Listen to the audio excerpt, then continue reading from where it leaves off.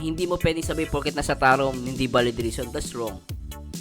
No, wala kang karapatan na sabihin na hindi valid reason yon. For me, just that a valid reason. Hindi ko lang alam kung ano yung detalye. Pero hindi po magandang parang na-judge agad si Carla. Sa dinadami ng kabataan ang gusto magkaroon ng opportunity na meron ka, huwag mong sayangin. Ang maganda namang advice yun. Kaya lang, sa akin naman, hindi naman ako papayag na parang ang dating si Carla ay sinasayang niya. Hindi niya po sinasayang. No, ano po yan kumbaga parang, ba't natin sasabihin sa kay Carla na sinasayang niya? For me, hindi niya po sinasayang. Talagang siguro may reason kasi alam niyo, ma'am, kung sinasayang niya yan, hindi naman niya sasabihin sa live niya na pupunta siya sa live Velvet live selling. Kaya lang ang problema, baka mayroon pong reason. Huwag natin muna husgahan. Velvet, fan ako ng Jongkar, pero minsan di ko maiwasa madismaya kung mahalaga ang mga kalakad niya. Magbigay din siya ng effort dito sa Velvet kasi pinagkatiwala sa kanya madami ang gusto sa pwesto niya. At isa pa, gabi naman ang live selling, siguro naman that time makahabol at siya at least nabigay niya ang best niya. May mga punto naman po kayo. At for me guys, huwag natin sabihin na basher yung mga nagko-comment dito. Ang sa akin lang kasi, naiintindihan ko yung iba sa inyo na parang we're eager na maging professional si Carla, maging ganito siya. Alam niyo guys, still no si Carla,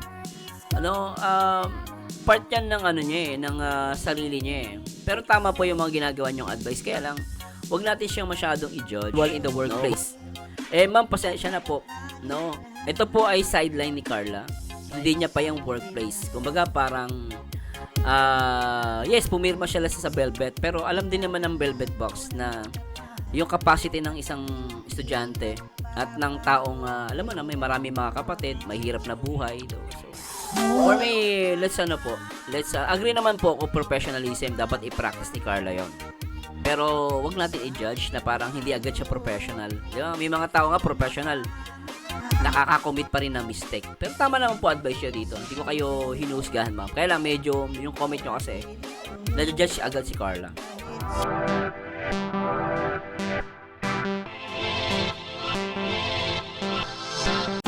Yon, magandang araw po sa inyo lahat. Ito po ang paborito nyo reaktor na nag-iisang Marzano TV 2.0. At ngayong araw guys, pag-uusapan natin, Carla Topolar hindi makakapunta sa Velvet Box mamaya. At alamin natin ang dahilan kung bakit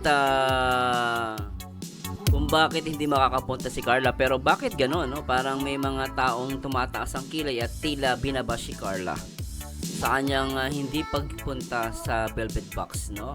At syempre bago tayo magpunta diyan, guys, comment po kayo. Ako naman masasabi niyo sa issue sa hindi naman issue to, sa bagay na to, no, pag-uusapan natin 'yan. And lalo ni mga ibang comments kay Carla, parang feeling ko medyo sumusobra ata, no? Although concerned sila, pero may halong pag-judgmental para sa akin, no? Iba kasi yung nagpapayo ka pero then may kasama namang pang-gaslight or ginajudge mo agad yung tao, kawawa naman, no? So gusto ko pag-usapan yan. At dito nga sa ng Velvet Box, sa kanilang page, sa mga nagtatanong kung bakit hindi available si Miss Carla Topolar mamaya sa live selling, please ask her directly. Huwag na dito please sa comment section ng business page namin. Nag-PM siya kay Madam Christine kagabi na hindi siya available mamaya. Regarding the reason, you may directly contact her. Reminder, as per chairman rule, avoid bad, unnecessary, and irrelevant comments in our business page. For those who are pasaway, you will be blocked automatically. Sabi ni chairman. Pero para sa akin, no, wag lang magtatapos sa si chairman. Hindi naman din natin na pwedeng sabihin na tanungin si Carla kasi una-una, wala na. Ako totoo lang guys, ako kahit naman po ako, hindi ko gagawin yon. Ba't ko tatanungin si Carla? No, hindi ko siya tatanungin. Unang-una, hindi ko naman po siya kadugo. No, I'm just a viewers, and for me, wala akong rights na tanungin siya kung bakit siya makakapunta.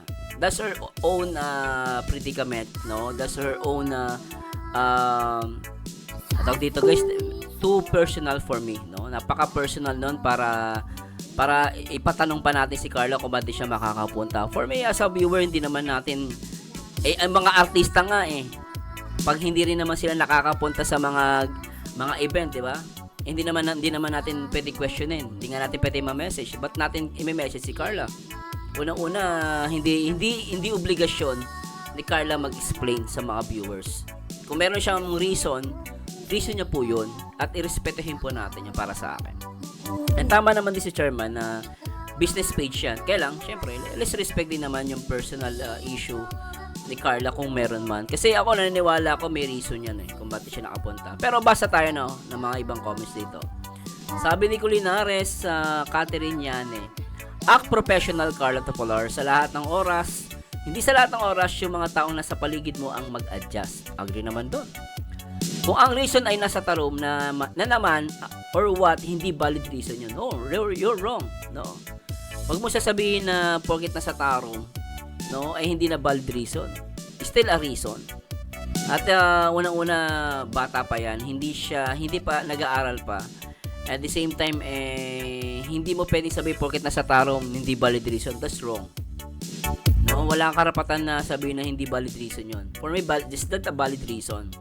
Hindi ko lang alam kung ano yung detalye. Pero hindi po magandang, parang na-judge agad si Carla. Sa dinadami ng kabataan ang gusto magkaroon ng opportunity na meron ka, huwag mong sayangin. Ang maganda namang advice yun. Kaya lang, sa akin naman, hindi naman ako papayag na parang ang dating si Carla ay sinasayang niya. Hindi niya po sinasayang. No, ano po yan kumbaga parang, ba't natin sasabihin sa kay Carla na sinasayang niya? For me, hindi niya po sinasayang. Talagang siguro may reason kasi alam niyo, ma'am, kung sinasayang niya yan, hindi naman niya sasabihin sa live niya na pupunta siya sa live Velvet live selling. Kaya lang ang problema, baka mayroon pong reason. Huwag natin muna husgahan. Nasa huli ang pagsisisi. Professionalism is the skill, competence, and ethical behavior expected from a trained individual in the workplace. Ma'am, pasensya na po. No, ito po ay sideline ni Carla. Hindi niya pa yung workplace. Kumbaga parang, yes, pumirma siya lang sa Velvet. Pero alam din naman ng Velvet Box na yung capacity ng isang estudyante at ng taong, alam mo na, may marami mga kapatid, mahirap na buhay. So, for me, let's agree naman po kung professionalism dapat i-practice ni Carla yon. Pero wag natin i-judge na parang hindi agad siya professional. Di ba? May mga tao nga professional, nakaka-commit pa rin ng mistake. Pero tama naman po advice niya dito. Hindi ko kayo hinusgahan, ma'am. Kaya lang medyo yung comment nyo kasi na-judge agad si Carla. Mayjoy Uygap Alukad, Culinaris Catherine, yan, who you to judge her? Yeah, di ba? Kahit siya napansin niya. Ikaw, ako, wala tayong alam for what the emergency reason. Kasi siya pa mismo kagabi nag-announce po, huwag tayo mag-comment ng hindi natin alam ang totoo. Nasabi ni Chairman na may reason. Exactly, nabanggitan yun, di ba? Please bear in your mind that every decision is have a reason. Or else, gusto mo maging basher, good luck sa'yo. Tama, actually minsan akala natin concerned tayo, pero minsan yung comment natin sablay. Hindi ka concerned, kumbaga nanguhusga ka na, di ba? Sabi ni Jaime Zamora, overacting ka naman, Manay. Alamin mo muna bago mag-comment. Maka-comment ka, wagas. Hindi mo pa nga alam na ang Velvet nga naintindihan siya. Baka may pasok kasi. Kahit Sunday, may pasok ang college, di yan elementary o high school. Kapag Sunday, walang pasok na sa isip mo sa talong. Kung sa talong lang naman, talong lang man, hindi ba makabalik ng kagabi ka? Kung sa talong lang man, di ba makabalik ng gabi? Kalapit lang sa school niya. Hindi tapat sa oras ng live selling na sa school pa siya. Siguro, wag kayong manghusga agad. Di nyo alam kung akala mo naman ikaw ang pasahod pampihira. Tsaka tama to, wag na po natin i-judge si Carla. At the same time, alam naman siguro ng Velvet Box siya nag-aaral pa. So, kung nagpaalam naman, there's nothing wrong.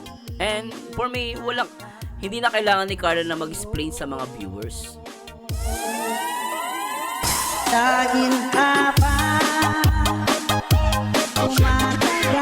Sabi ni Saibon Zubak, Culinaris Catherine yan, pag sa Velvet Box Panji, hindi siya available. Pero agabi, nag-live selling siya ng lip tint niya. Business yan At isa pa, ambassador siya niyan. Dapat paglaanan yan din ng oras. Alam mo kasi, magkaiba kasi yung sa lip tint Wag natin idikit yung business ni Carla, no?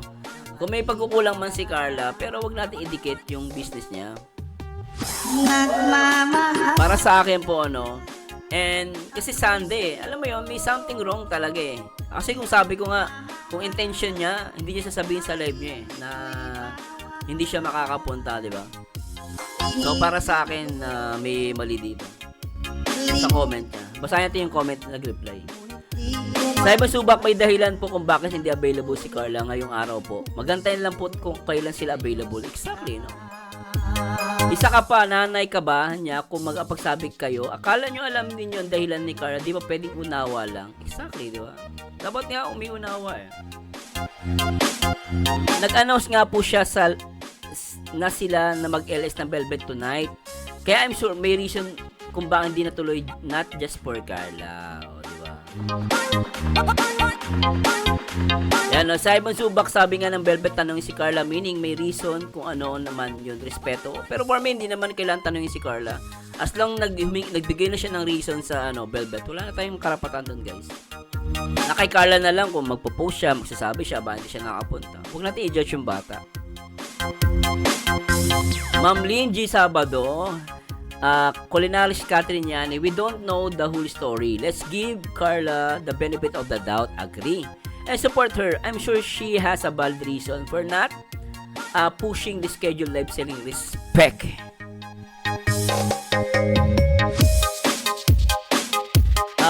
Siniban ba ito? Anyway, good advice. Dapat matutunan ng lahat ng Kalingap Angels ang professional, lalo na may contract silang pinirmahan. Trabaho na ito, hindi lang bilang beneficiary. Alam mo, agree naman po kayo. Tama po kayo. Kailang, as long as tinanggap ng company yung reason mo. Di ba, kunwari, kahit mag-resign ka, magbakasyon ka, lahat ng gagawin mo, as long as nagbigay ka ng reason sa company at tinanggap ng company yon, for me, walang mali doon. Kasi hindi naman lahat ng professional nagagawa eh. Kaya ang iba, meron tayong mga excuse letter na tinatawag. As long as nirespect ng Velvet yon, tinanggap nila yon. So, huwag natin unahin, guys. Hindi po ako for now, ayoko naman husgahan si Carla kasi hindi natin alam yung reason ng bata. At alam naman siguro, malawak naman siguro unawa ng Velvet Box regarding dito sa issue ni Carla na hindi pagpunta. Huwag natin bigyan ng panghusga or bigyan ng ibang meaning yung hindi niya pagpunta. Last na lang po. Sabi ni Gemma Lambinicio, bago po tayo mag-comment ng ganyan, alamin po muna ang dahilan. Kasi pag nagsabi mo ng masakit na salita, hindi mo na ito mababawi. Antayin po natin ang dahilan po. Osang Lontok. Actually, ilang beses na siya hindi available sa Velvet. Sa Velvet, fan ako ng Jongkar. Pero minsan, di ko maiwasa madismaya kung mahalaga ang mga kalakad niya. Magbigay din siya ng effort dito sa Velvet. Kasi pinagkatiwala sa kanya madami ang gusto sa pwesto niya. At isa pa, gabi naman ang live selling. Siguro naman that time makahabol at siya at least nabigay niya ang best niya. May mga punto naman po kayo. At for me guys, huwag natin sabihin na basher yung mga nagko-comment dito. Ang sa akin lang kasi, naiintindihan ko yung iba sa inyo na parang we're eager na maging professional si Carla, maging ganito siya. Alam niyo guys, still no si Carla, part yan ng ng sarili niya eh. Pero tama po yung mga ginagawa niyong advice. Kaya lang, wag natin siyang masyadong i-judge, no? Wag tayo mag-comment na masyadong na parang si Carla na lang yung yung parang may mali, no? For sure I know, no, marami sa inyo na i-compare yan sa ibang angels. Panigurado yan. Pero hindi porket nagagawa ni Carla yon, sinasabi nga nung isa, madalas si Carla sa Velvet ginagawa niya. Pero at least siya naman nagiging totoo siya. Kasi hindi natin alam yung reason, guys eh. Siguro schedule wise, pero yung personal being ni Carla, sana maintindihan nyo guys. Maintindihan nyo yun. Respeto talaga ang kailangan dito. So, yun lang po ang masasabi ko. This only my comments, no? At di ko naman po tinutuloy na basher yung iba rito. Pero sana maging maingat po tayo. Kasi, in the end, kung talagang mahal nyo si Carla, ang pinaka dyan, umunawa po tayo. Respetuhin po natin. Ako as a viewer, as a reactor din, hindi ko ipipilit yung gusto ko. I will still put my respect to Carla. Any decision, tsaka hindi naman po ito maps, hindi na po professional para sa akin. Sa akin lang po ito, hindi ko ito pinipilit. Pero alam naman siguro ng Velvet Box na nag-aaral pa si Carla.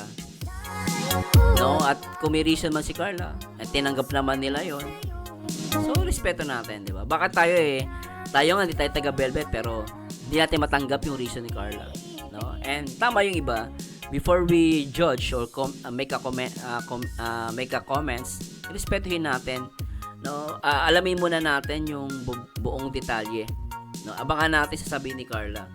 Kung may pagkukulang si Carla at inamin niya na may pagkakamali siya, doon natin siya advisean ng tama. Pero as long as wala pa yung, hindi natin alam yung buong istorya, hindi natin alam yung buong dahilan, huwag natin i-judge yung bata. Kasi in the end, nakakaawa siya. And may mga bagay tayo hindi alam. Diba? May mga bagay tayo hindi alam, naniniwala ako dyan. So anyway, please comment down below guys. At inano nyo ako, i-educate nyo ako, malay nyo, may mali po ako. Ipaliwanag nyo sa akin guys.